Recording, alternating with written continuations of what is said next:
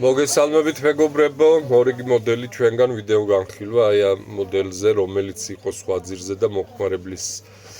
შეკვეთის მიხედვით შევცვალეთ ძირი, გადავიყვანეთ ევა ძირზე და გამოვიდა ძალიან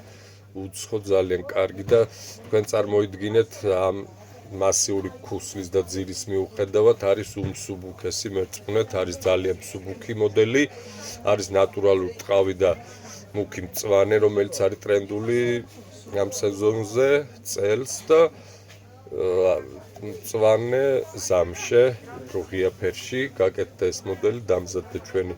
მომხმარებლის პარამეტრების მიხედვით, არის ასეთი სილამაზე,